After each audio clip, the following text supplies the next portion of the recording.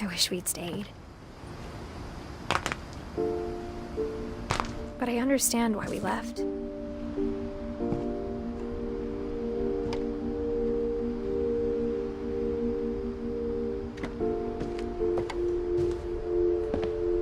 My mom ended up leaving everything behind.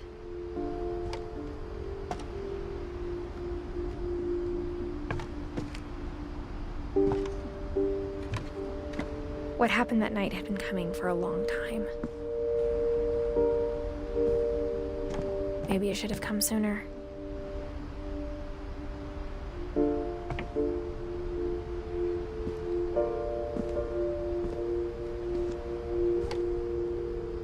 But it had to end one way or another. All that's left now is to tell you about that last night.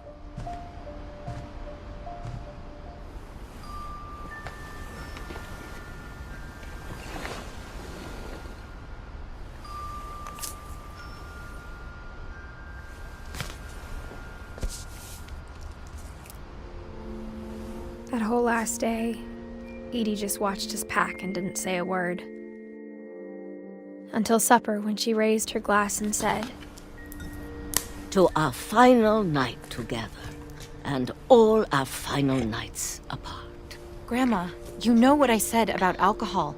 Some of your medications are very Edith, specific. I left a present for you in the hallway. Why don't you go open it? The grown-ups have to argue now. I'm sorry, you're right. We're all leaving tomorrow. Let's just enjoy our last... I'm not leaving. Edith, you're excused.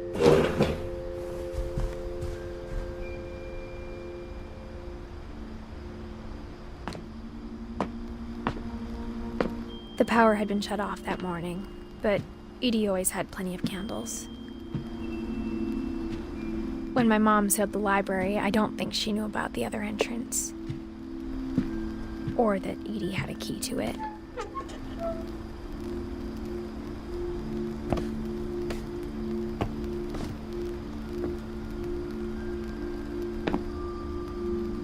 That thing you're afraid of isn't going to end when you leave the house.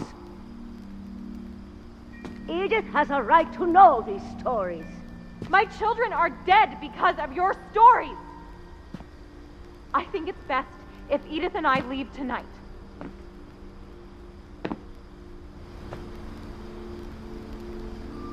We'll have the nursing home send a van for you in the morning, okay?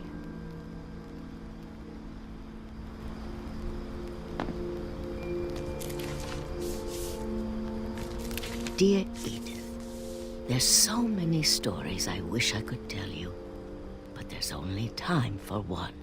This is about what happened on the night you were born. That night, the tide went way, way out. It was the first and last time I ever saw the old house aground. There'd been an earthquake out in the middle of the ocean. They called it the lowest tide in 1,000 years. God, it smelled awful. You know, I've seen that house every day of my life.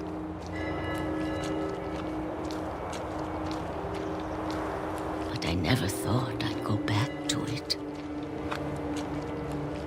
When the fog rolled in, I lost my way.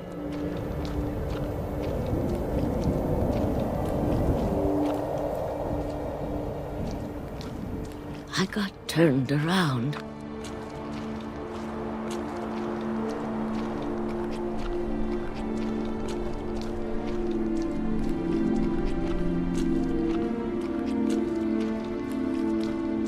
I started seeing things.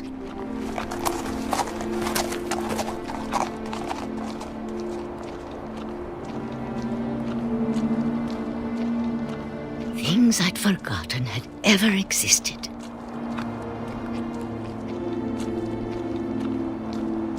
But when I saw them, they felt like old friends. That night, a lot of things came back to me. Or maybe I came back to them.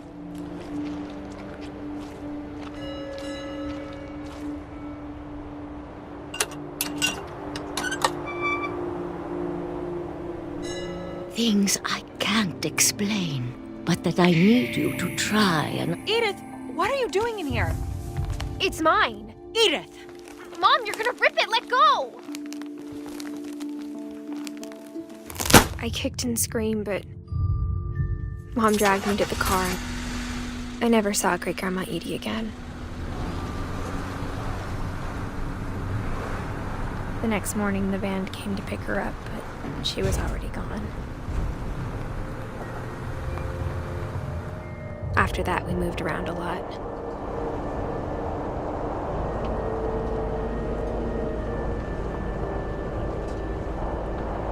We both tried to make the best of it.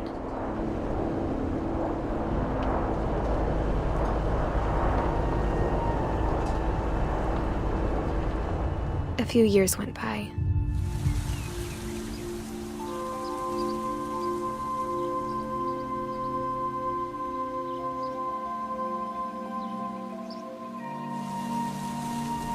My mom didn't like to talk about it. But she started getting sick a lot. The rest happened pretty quickly.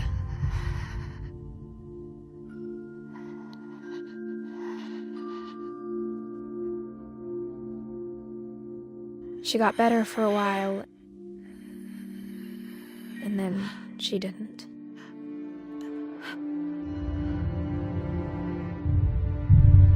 And then I was alone.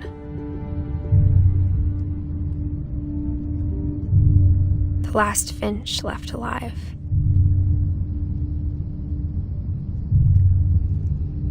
Until I found out about you. I'm still not sure what to tell you about all this. If we lived forever, maybe we'd have time to understand things. But as it is, I think the best we can do is try to open our eyes and appreciate how strange and brief all of this is. This journal was supposed to be for you. But now I hope you'll never see it. I just want to meet you and tell you all these stories myself. But I guess if you're reading this now, things didn't work out that way.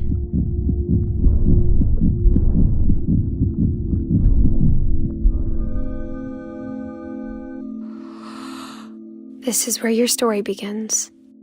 I'm sorry I won't be there to see it. It's a lot to ask, but I don't want you to be sad that I'm gone. I want you to be amazed that any of us ever had a chance to be here at all. Good luck.